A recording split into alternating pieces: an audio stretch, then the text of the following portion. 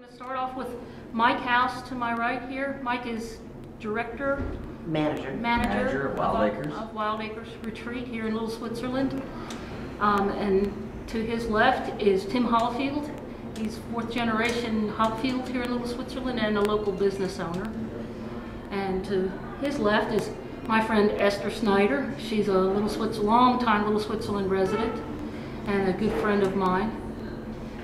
My name is Ann Kernahan, and I'm the current owner of Switzerland Cafe and the Switzerland General Store here in downtown Little Switzerland. To my left is Frank Brown. Frank is a longtime Little Switzerland resident and current operator of the Little Switzerland Square Dances here in the summertime here. And a good friend of mine to his left is Coles Jackson. Coles is a fourth or fifth generation Little Switzerlander and a longtime Little Switzerland resident. To her left is Amy Blumenthal, co-director of Wild Acres. Not really. My husband is director of Wild Acres. Wild Acres Retreat, which is a nonprofit here in Little Switzerland. I've only been here since '93, and the one thing that really has always made me feel so at home here is that you are friends with people of other ages, you are friends with people of other economic backgrounds, you are friends with people I have good friends that are diametrically opposed to me politically. But, you know, in a small community, that's kind of impossible to avoid if you really want. Some people come and wind up moving away because it's just not for them. But for those that have been here for a long time, it's a beautiful small community to me, filled with artists and free thinkers and people that are more interested in native plants and wildlife than really knowing what's in their stock. Built a community center here in 1928 called Geneva Hall and started having square dances there every Saturday night. We have continued that tradition for the last 81 years and are operating probably the oldest square dance in North Carolina. We feature local musicians. The music is traditional mountain music, which essentially is old Irish and English tunes and ballads, some of them 200 years old. They started doing a square dance here, and that square dance is part of that old culture that we're talking about. That kind of music and that kind of dance, which is often just a single person dancing. When they play the music, people get up and dance individually. It's essentially a modified Irish, Scottish jig. Anyway, we have done this for 81 years, and it's one of the great qualities of this community. Everybody is equal there. Children, middle-aged folks, old folks, everybody has a good time. It's an old-time, down-home kind of tradition.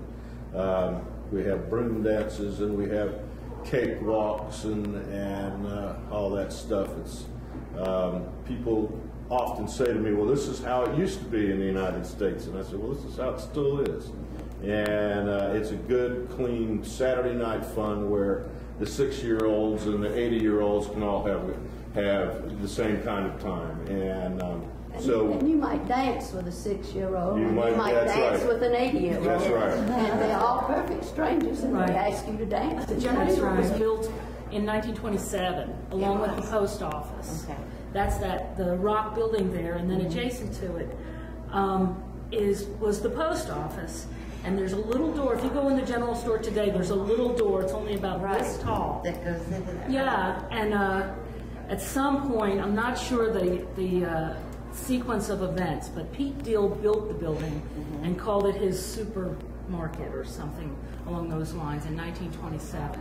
And then Reed Queen Sr. was the postmaster for many, many years and the General Store keeper. So he would scoot between the post office and the maybe 40 boxes and then sell a 5-cent cigar in the General Store. There was a phone here, and he would take phone messages. I've seen the ledger that Mike Queen, one of his descendants down in Spruce Pine, is a contractor. And he has the old ledgers from Reed Queen where Judge Clarkson would come in and buy a 5-cent cigar, and then there was a message for him, and that cost 15 cents. And you know, some you could get your license plates here. You could get, just name it. It was all here.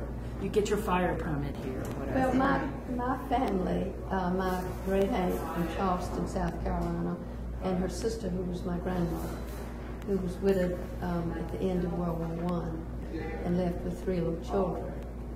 And so she came and helped her sister open the first girls' camp in the North Carolina mountains here at LittleSwitzerland. And so my father, who was hardly 2 years old at that time, I have pictures of him at the swimming pool when he's less than 2. They would come in the summertime with their mother, and for years they lived at the Dulces across the street from where I am now, because they ran a boarding house. And then when the children got big enough, they all went out to the camp, and my father looked after the horses.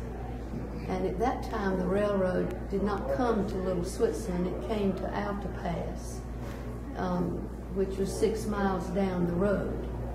And he would go down there, get on the train and go to Charleston and get my aunt's horses and bring them back up in a, what do you call it on the train? Cattle car. Yeah, cattle car. And bring them up, and then he would bring them from 6 miles up to camp for the summer.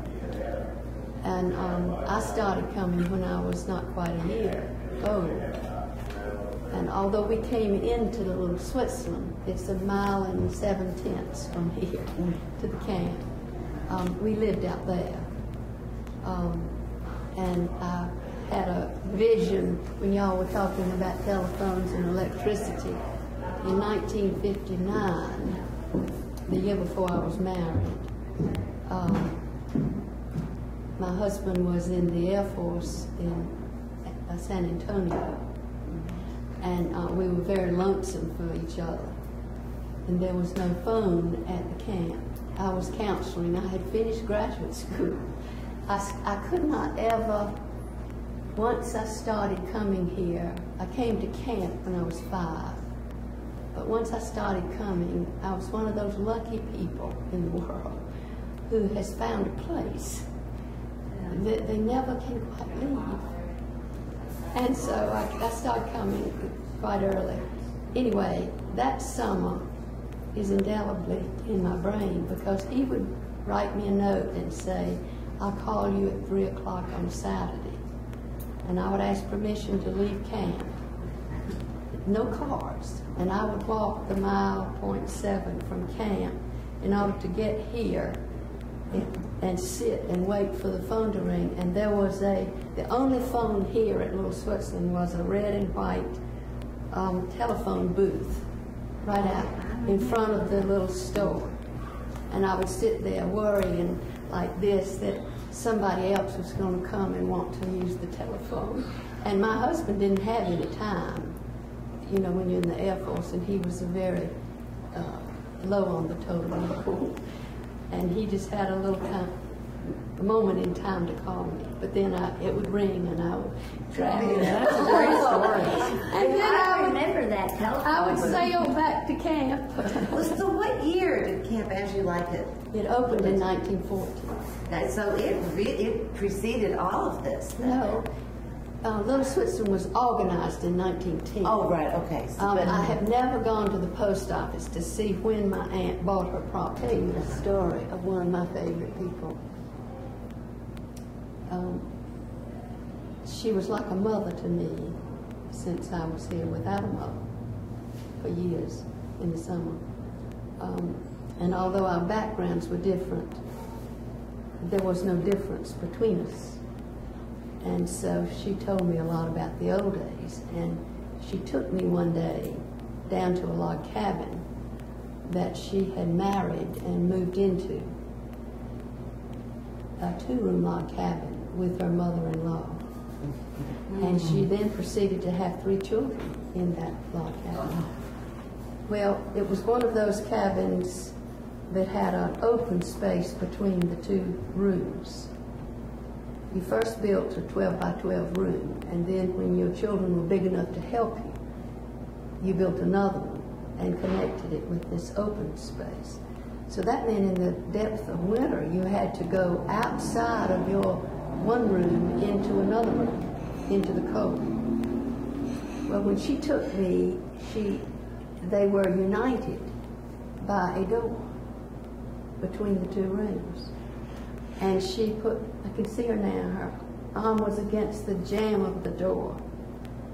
And I could see the logs. And she said, I asked to have a door here when I was first married. And because they were chestnut logs, my husband felt religious towards them, and he would not cut them. And so she said, one day he went to work, and she said, I commenced a sewing. And she said she sawed up one side, and I mean the logs were like that, and down the other side, and she did a beautiful job, but it was a little uneven. And I said, my God, what did your husband say when he got home? And she said, weren't nothing to say. It was already done. So many times about what Little Switzerland means to me. And I still have great difficulty putting it into words. There are places in the world prettier than this, grander,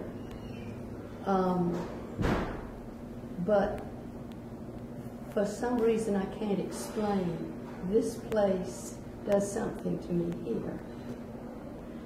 And I'm old enough to realize that there are a lot of people who can go anywhere in the world and do, but none of those places turn them on here.